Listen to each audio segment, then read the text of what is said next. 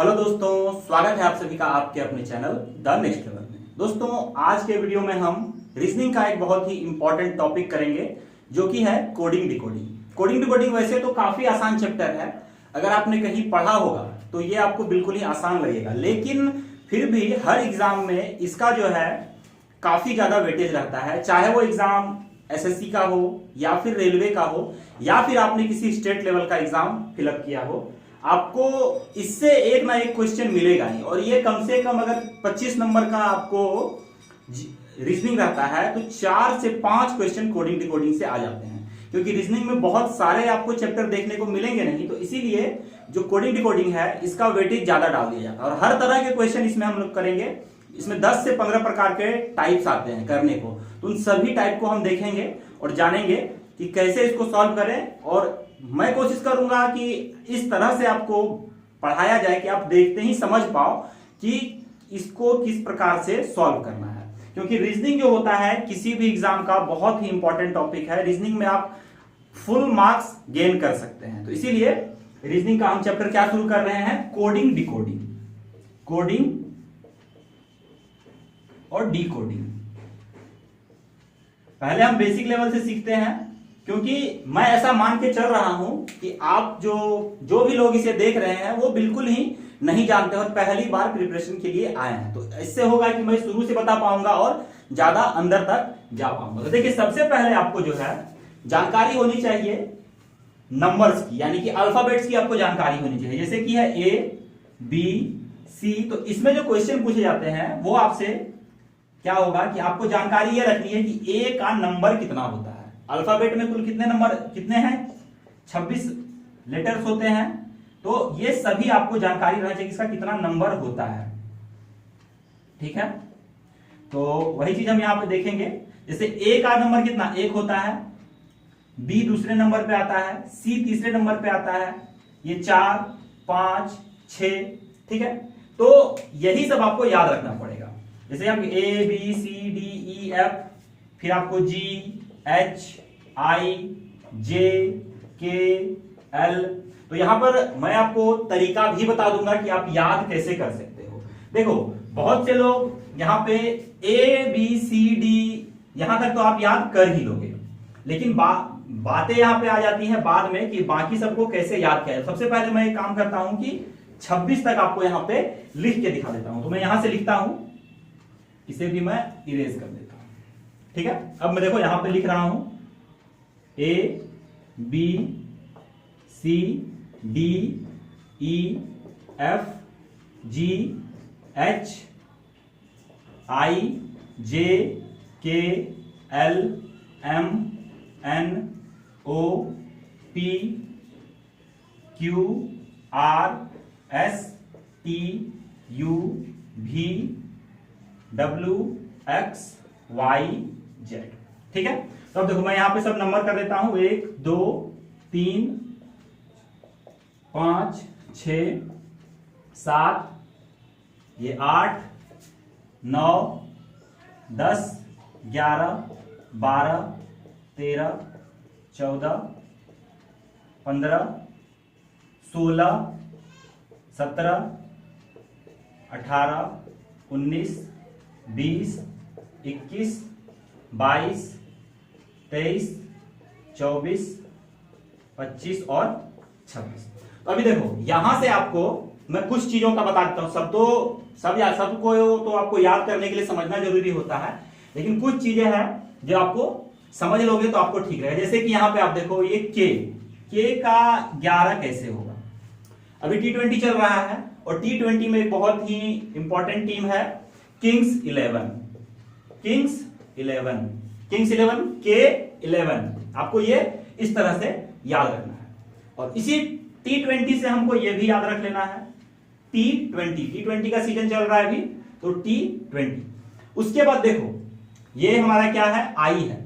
आई को हम cursive writing में किस तरह से लिखते हैं, ये आपको 9 की तरह दिख रहा है। ये आई जो है ये आपको 9 की तरह दिखेगा, तो इससे आपको ये समझ सकते हैं। ठीक है, आपको छोटी छोटी चीजें याद समझनी है इसमें। अभी देखो, अगर आपने k को 11 मान लिया तो k के बाद l आता है, तो आप l को 12 ले सकते हो। m को अगर ये देखो ये इस तरह से m लिखा हुआ है, अगर मैं इसे इस तरह से कर दूं तो ये 3 जैसा लग रहा है ना, तो ये 3 नंबर पे तो c आता है, ये आपको पता ही है, तो ये अगला 3 होगा, यानी कि क्या होगा 13 हो जाएगा। ठीक है, ये सब कुछ चीजें मैं आपको बता रहा हूं, इस तरह से आप करोगे तो आप भूलोगे नहीं। ठीक है, n को देखो किस तरह से, रोमन में हम 4 इस तरह से लिखते हैं, इसी को अगर मैं क्लोज कर दूं तो यहां पे ये n बन रहा है। ठीक है, तो इसी तरह से आप इसे 4, आपको ये 4 दिख रहा है, रोमन लेटर का 4, और 4 पे तो d आता है, तो इसीलिए हम इसके आगे एक और लगा दे रहे हैं, यानी कि 4 हमें दिख रहा है, उसके आगे एक लगा दे रहे हैं, तो ये क्या दिख रहा है हमें दिख रहा है ये 14। f पे आते हैं। ठीक है, f आपको देखो ये f है, अगर मैं इसे यहां से इस तरह से कर दूं और इसे मैं सीधा कर दूं तो ये आपको उल्टा 6 दिखेगा, उल्टा 6 दिख रहा है, तो ये आपसे 6 मान लो। और सेम चीज यहां पे p के साथ भी आ रहा है। ठीक है, p भी इसी तरह से बन रहा है, तो यहां पर क्या है कि ये दूसरा 6 है, तो ये 16 हो जाएगा। ठीक है, तो ये सब कुछ चीजें हैं जिस तरह से आप क्या कर सकते हैं खुद से भी, और जो मैंने बताया इन सब चीजों से भी आप इसे याद कर सकते हैं। इसमें मैं ज्यादा लंबा समय नहीं लूंगा क्योंकि बहुत लंबा हो जाता है। ये x, y, z इस तरह से आप सभी को याद कर सकते हैं, बस आपको थोड़ी बहुत इसमें जानकारी होनी चाहिए। अब चलिए कुछ और भी चीजें हम इसमें देखते हैं।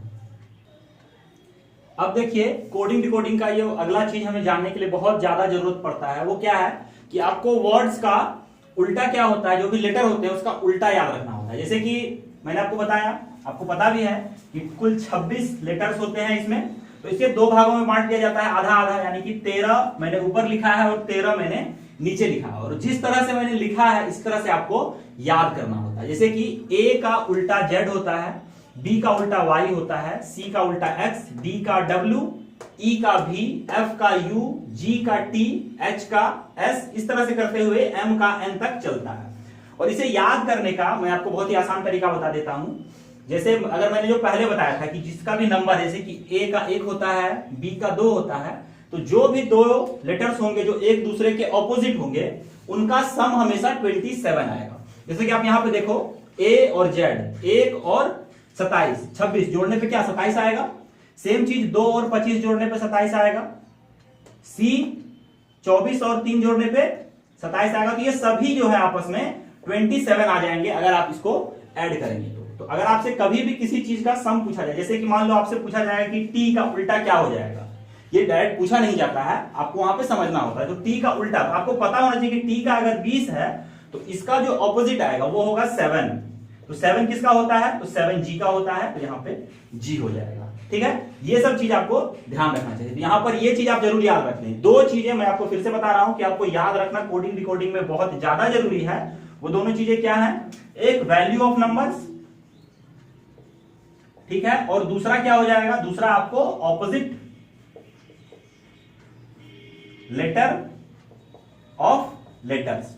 ठीक है, ये 2 चीज अगर आप याद रख लेते हैं तो आपको कोडिंग डिकोडिंग में जितने भी क्वेश्चन पूछे जाएंगे उन सभी को आप आसानी से कर लोगे। बस आपको ये याद होना चाहिए, और ये इस तरह से याद होना चाहिए ये दोनों चीज कि आप देखो तो जैसे कि यहाँ पे हमारा चैनल का नाम लिखा हुआ है, तो ये आपको सीधे ये लेटर नहीं दिखना चाहिए, ये टी है ये एच है, ये आपको सीधे नंबर दिखना चाहिए कि टी का 20 होता है, एच का 8 होता है, ई का 5 होता है।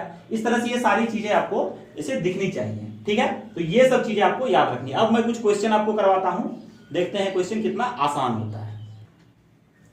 तो यहां पर देखिए मैं आपके सामने 2 क्वेश्चंस के साथ आ गया हूं। यहां पर एक क्वेश्चन ये है और एक क्वेश्चन ये है। दोनों ही तरीके जो मैंने आपको बताया है, एक ऑपोजिट वाला और एक नंबर वाला, ये दोनों ही आपको बेसिक क्वेश्चन है, पूछ लिया जाता है कभी कभी। देखो यहाँ पे क्या है कि BAPI बापी लिखा हुआ है, तो इसे YZKR हम लिखते हैं। तो ये RAVI रवि जो लिखा हुआ है, तो इसे हम क्या लिखेंगे, ये हमारा क्या है पहला क्वेश्चन है। और दूसरा क्वेश्चन यहाँ पे ये है कि नीरज लिखा हुआ है और ये 14, 9, 18, 1 और 10 लिखा हुआ है, तो पिंटू को हम कैसे लिखेंगे। तो ये समझने के लिए देखो जब भी ऐसा क्वेश्चन आए तो सबसे पहले आपको क्या करना है कि ये जो नंबर आपको दिख रहा है, यहाँ पे जो आपको लेटर दिख रहा है, इसका आप नंबर देख लो। क्या यहाँ पे है 2, 1, 16 और 9। ठीक है, अगर आपको ऑपोजिट नहीं याद आ रहा है या फिर आपको क्वेश्चन समझने में दिक्कत हो रहा है, तो आप अगर ये काम कर लोगे तो आप जल्दी से समझ पाओगे। फिर दूसरी जगह पे हम इसका भी नंबरिंग लिख लेते हैं। पेन का कलर चेंज कर ले रहा हूं मैं। तो यहां पे क्या है 25, ये 26, यहां पे 11 और यहां पे 18। तो अब आपको देखने में समझ में आ जाएगा कि ये 2 और 25 तो 27 हो रहा है, यानी कि एक दूसरे का ऑपोजिट है। 1 और 26 जोड़ने पे 27 आ रहा है, तो एक दूसरे का ऑपोजिट है। 16 और 11 ऑपोजिट है। 9 और 18 27 हो रहा है, तो ऑपोजिट है। तो अब हम क्या करेंगे कि इसका भी ऑपोजिट हम ले लेंगे, ठीक है। तो यहां पर क्या मैं मान के चल रहा हूं कि आपको याद नहीं है कि किसका ऑपोजिट क्या होगा। तो यहां पर r का क्या हो जाएगा, तो r का 18, ये 1, ये 22 और ये 9। तो इसका आपको ऑपोजिट क्या होगा, 9 18 का क्या हो जाएगा 9 का क्या होता है 9 का हम लिखते हैं i, ठीक है। 1 का क्या होगा 26 किसको लिखते हैं z को।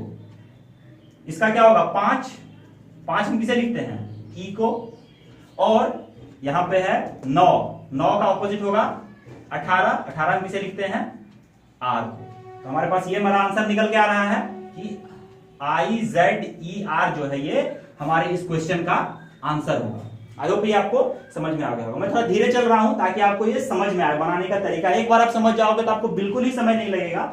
अब यहां पे हम देखते हैं कि ये नंबर, तो यहां पे आपको देख के ही पहले समझ में आ जाना चाहिए कि ये अगर किसी भी वर्ड को आगे नंबर से डिनोट किया जा रहा है तो वो उसका नंबरिंग ही होगा।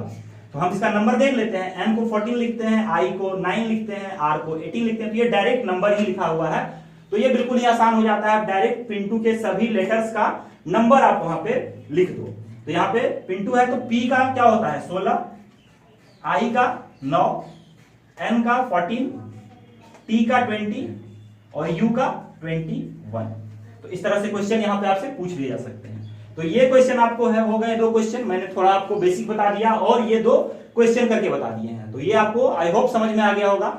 आप कोई भी रीजनिंग का बुक लें और बेसिक क्वेश्चन इस तरह से करना शुरू कर दें। इसके बाद जो मेरा अगला वीडियो आएगा उसमें इसी चीजों को, जैसे कि अगर आपको यहाँ पे मैंने बापी लिख के दिया है तो इन चीजों को इस तरह करके कैसे बनाया जाता है, या फिर जो नंबर आपको, जैसे यहाँ पे n को मैं यहाँ पे लिख दूंगा 16, यहाँ पे इसे मैं लिख दूंगा 7, तो फिर आप इसे कैसे पकड़ोगे, इन सब चीजों पे मैं आपको एक वीडियो दूंगा। तो इस वीडियो में मैं यहीं पे इसे समाप्त कर देता हूं।